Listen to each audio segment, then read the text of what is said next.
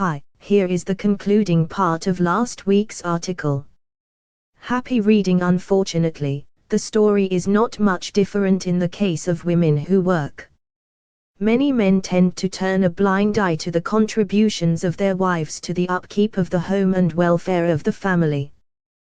Because of their masochistic tendencies and the patriarchal nature of our society, they assume everything acquired and achieved by the family as a unit belongs only to them. This is further compounded by the fact that most receipted payments are made by the husbands, regardless of whether their wives chipped in to augment things or not.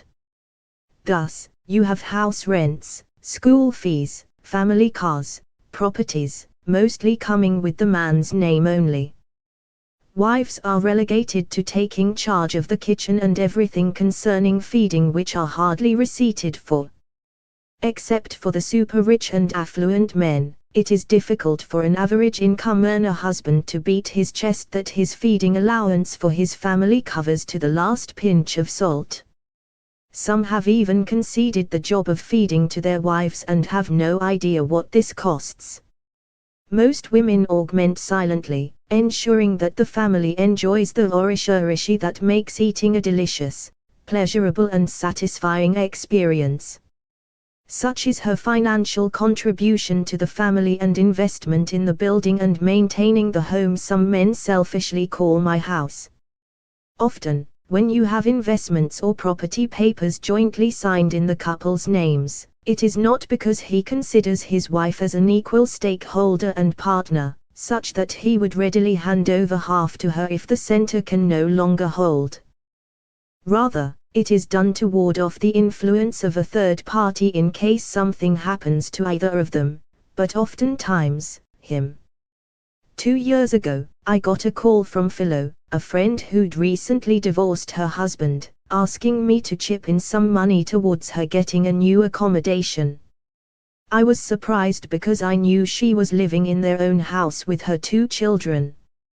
Her husband, Dapo, lives in South Africa. He had relocated there several years ago, leaving his wife and their 2 girls to manage things out here, while he roughed it out there in pursuit of his career as a medical doctor. Though he visited occasionally and sent money home regularly, including building the family house which my friend and the kids live in, he'd also found warmth in the arms of a Sa lady whom finally he'd married. This was where Philo's problems with Dapo began. After almost 2 decades of living alone and being father and mother to their girls, Philo had assumed that the completion of their family home meant that her husband would return to the comfort of the little nest she'd managed to build for them. She had been looking forward to a happy retirement with both of them catching up on lost years side by side, only to be rudely jolted to an unpleasant reality that she had lost her man forever. It was only natural that she would feel betrayed and angry after having her biological, emotional and sexual life suspended for several years, thrown to the dogs without recourse for remorse or empathy.